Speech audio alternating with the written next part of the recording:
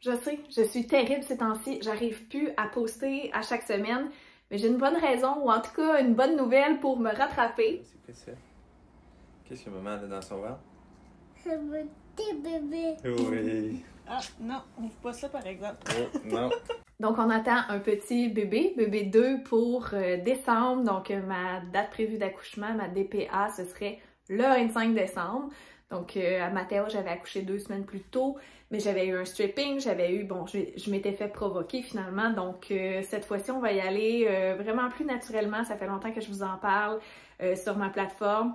Cette fois-ci on va y aller, j'ai ma doula qui va être, qui est présentement maman naissance, donc c'est avec elle que je vais faire mon suivi de grossesse, mes photos, etc., etc., etc. Donc je vais pouvoir vous faire un vidéo et des vidéos complets sur mon accompagnement avec ma doula, mais je voulais juste vous l'annoncer. Elle prend encore des clientes si jamais vous êtes intéressés. Déjà là, ça fait quelques semaines que je sais que je suis enceinte, puis elle m'accompagne à prendre mes nouvelles et honnêtement, ça fait toute la différence. Je le vois, j'aurais tellement dû avoir une doula à ma première grossesse. J'hésitais, je voyais pas la nécessité, mais présentement, je vois vraiment la plus-value, même si c'est mon deuxième.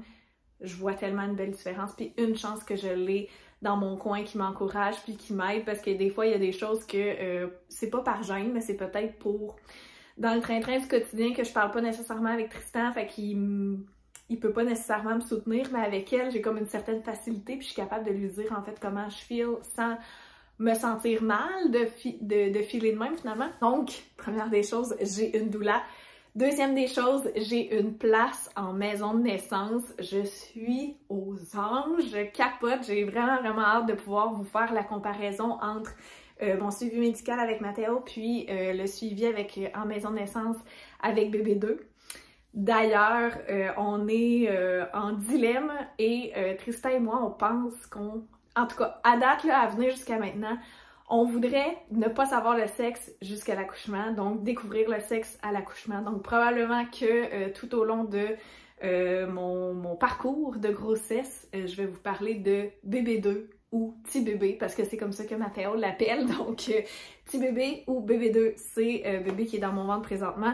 Mais pour l'instant, on s'entend pas du tout sur les noms, fait que ça va être un beau challenge et on sait pas le sexe, on sait pas si on veut savoir le sexe. Donc retour aussi à maison de naissance, donc là-dessus je vais pouvoir aussi vous faire une vidéo si ça vous intéresse sur comment j'ai fait mon inscription, comment ça s'est passé, qu'est-ce que j'ai fait pour avoir une place finalement, mais tu sais finalement ça dépend du nombre de places, ça dépend du nombre de naissances à ce moment-ci. Mais moi, j'ai vraiment eu de la chance et je suis tellement contente d'avoir ma place.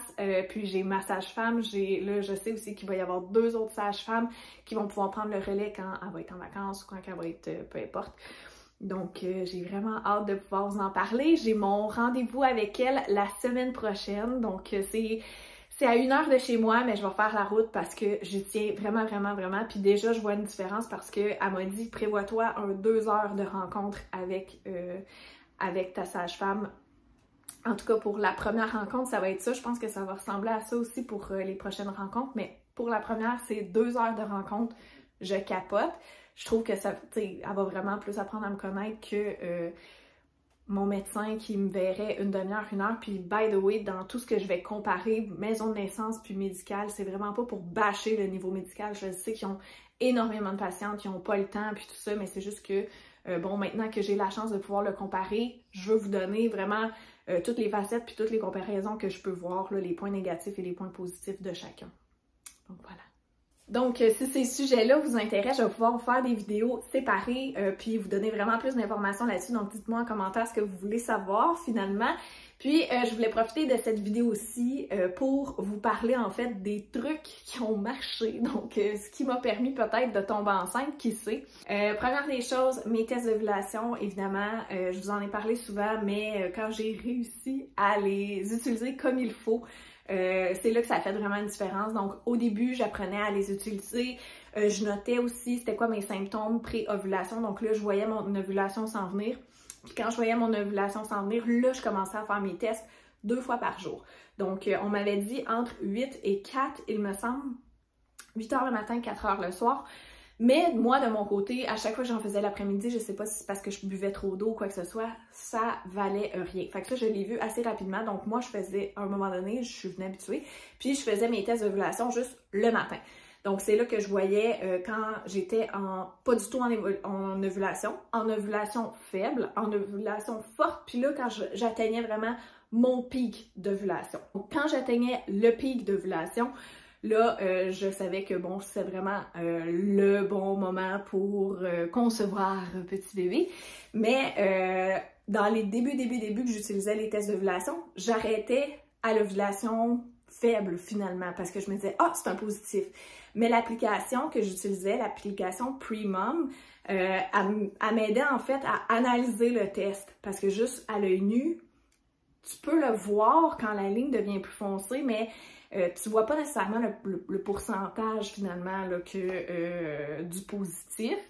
Fait que les premières fois, j'arrêtais de faire mes tests dès que je pognais un positif, mais c'était pas nécessairement là le meilleur moment. Donc il fallait que je continue à en faire. Ce que dans les derniers mois là, que j'essayais de tomber enceinte, je faisais. Donc là, je continuais à faire mes tests d'ovulation. Je voyais quand mon ovulation augmentait. Ça me permettait aussi de voir est-ce que j'ai des ovulations fortes ou mes ovulations sont toujours faibles. Fait que ça m'aidait à mon prochain point, ça m'aidait à savoir, rendu à mes rendez-vous en acupuncture. Donc j'allais à l'acupuncture 3 fois par mois. Ça me coûtait cher, mais là, tu sais, mes assurances en payaient une partie, mais c'était quand même un montant à débourser jusqu'à temps que je me le fasse rembourser. Mais ça a vraiment valu la peine, et de un, parce que ça a vraiment diminué mes symptômes inconfortables et à l'ovulation et mes SPM, parce que ces symptômes-là, ils s'étaient vraiment empirés depuis que j'avais accouché de Mathéo. Là, quand j'ai recommencé à tomber dans ma semaine, mes menstruations me faisaient atrocement mal, mes ovulations, j'avais mal au sein, de quoi de pas possible, puis à tout mon bas du ventre, j'avais atrocement mal. Puis l'acupuncture, ça m'a aidé parce qu'on n'est pas supposé d'avoir mal, on n'est pas supposé d'endurer ça, mais vu qu'on se fait tout le temps dire « Ah ben oui, c'est juste tes menstruations », on dirait que on l'accepte puis on se dit « Ben j'ai mal au ventre, c'est à cause de mes menstruations », on devrait pas. Puis l'acupuncture, ça m'a vraiment comme montré que je pouvais vivre ces étapes-là de mon cycle menstruel sans souffrir. Donc, déjà là, ça m'aidait parce que dans le fond, ça m'enlevait du mal, et de un. Ça m'aidait aussi parce que quand je tombais en ovulation, j'avais pas envie que personne me touche. Parce que quand tu essaies d'avoir des enfants, c'est important que tu ailles le goût aussi. Donc, j'avais un traitement pré-ovulation quand j'étais dans mon ovulation faible et un traitement post-ovulation. Donc, quand j'avais atteint mon pic d'ovulation. Fait que de faire mes tests, ça me permettait aussi de bien setuper mes rendez-vous finalement avec mon acupuncteur.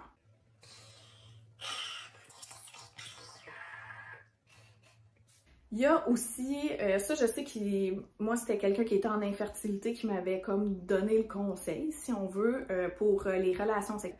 Donc, si on veut tomber enceinte, l'objectif, c'est de le faire aux 2 jours quand tu es dans ta période... C'est de le faire aux 2 jours pendant que tu es dans ta période d'ovulation.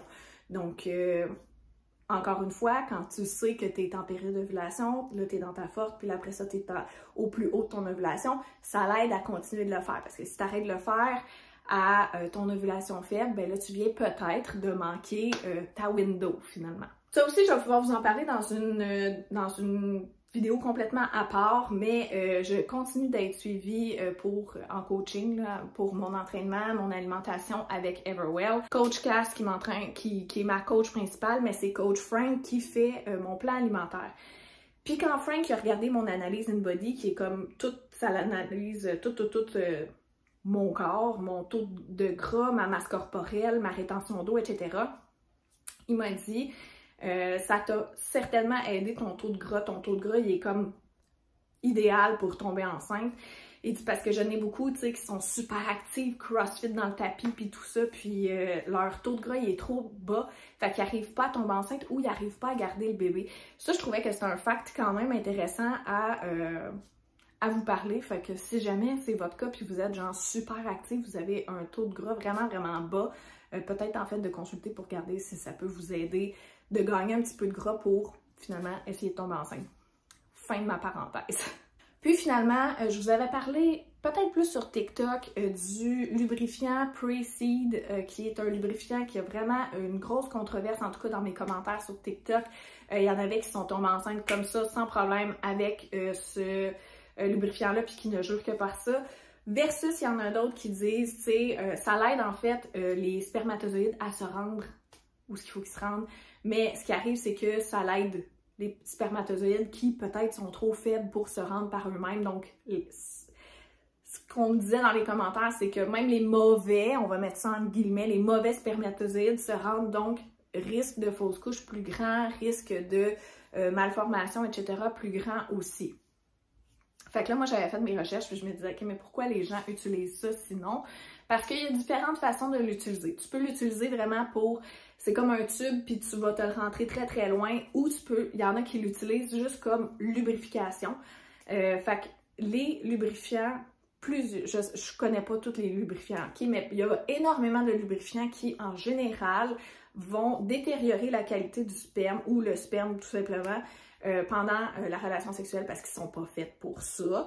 Versus le lubrifiant Pre-Seed, si tu l'utilises juste comme lubrifiant, lui, il détériore pas le sperme. Donc, ça fait en sorte que tu peux quand même avoir une relation sexuelle, même si, bon, on le sait, en tout cas, si vous êtes déjà maman, peut-être que c'est votre cas même avant d'être maman, mais des fois, ça te tente bien gros ici, mais en bas, ça suit pas. Donc là, ça peut comme être un petit helper que tu détruis pas nécessairement la qualité du sperme, mais en même temps, bon, ça t'aide puis ça lubrifie la zone à lubrifier. D'ailleurs, je voulais en fait vous en parler ici parce que si vous connaissez d'autres lubrifiants qui pourraient faire la même job que le Pre-Seed, dites-le dans les commentaires parce que je pense que ça pourrait être pertinent parce que j'ai vraiment beaucoup de mamans ou futures mamans, femmes qui essaient, qui étaient intéressées par le Pre-Seed, mais ça leur fait extrêmement peur. Fait que si vous avez des alternatives, je suis vraiment intéressée à les connaître, puis je pourrais faire une vidéo là-dessus ou juste droppez-les dans les commentaires, puis on va pouvoir avoir l'information ici. Donc voilà, ce sera pas un très long vidéo aujourd'hui. Comme je vous dis, là, je vous fais plein de petits teasers pour plein d'autres sujets qui s'en viennent. Je vais pouvoir en fait vous en parler de long et en large de ma grossesse. Je vais aussi vous faire des capsules, je sais pas si ça va être par semaine ou peut-être par mois, où je vais vous parler de chacune de mes semaines ou chacune de mes journées qui sont peut-être plus difficiles, plus faciles, qu'est-ce qui se passe, qu'est-ce que je m'en vais faire, etc. Donc je vais vraiment vous faire un journal complet de cette grossesse-ci. Donc voilà, j'ai vraiment hâte de faire ce petit journey avec vous, puis de vous amener avec moi dans le processus. Je suis vraiment super contente de pouvoir en plus vous montrer une facette différente de mon suivi de grossesse versus Mathéo, qui est un suivi médical. Fait que je suis vraiment super excitée de ça. Si vous avez des questions, si vous avez des sujets vraiment plus pointus que vous aimeriez que je couvre dans les prochaines semaines, dites-le moi dans les commentaires. C'est le temps de sortir vos idées. C'est le temps aussi de me dire « Hey, moi j'aimerais ça que tu parles à telle personne », parce que je vous rappelle qu'à chaque mois, j'essaie d'avoir une invitée spéciale qui parle d'un sujet en particulier. Donc, c'est le temps aussi de me dire qui vous aimeriez voir le mois prochain ici sur ma chaîne. Et puis sinon, on se dit à la semaine prochaine. J'espère vraiment être capable de vous faire une vidéo la semaine prochaine, mais sinon, dites-vous que ça arrive bientôt. Je donne vraiment tout mon temps, toute mon énergie à mon fils présentement parce que mon énergie est vraiment petite comme ça. Fait que je travaille, je m'occupe de mon fils, puis je fais mon gros possible. Mais j'ai espoir que mon énergie revienne, puis d'être capable de faire une bonne nuit de sommeil en fin de semaine, vous faire plein de montages, plein de vidéos pour pouvoir vous booster, puis avoir au moins du contenu à chaque semaine. Fait que merci d'être encore ici. J'espère vraiment vous parler la semaine prochaine, puis d'ici là, je vous souhaite que du bon, que du bonheur, et puis de passer une très belle semaine.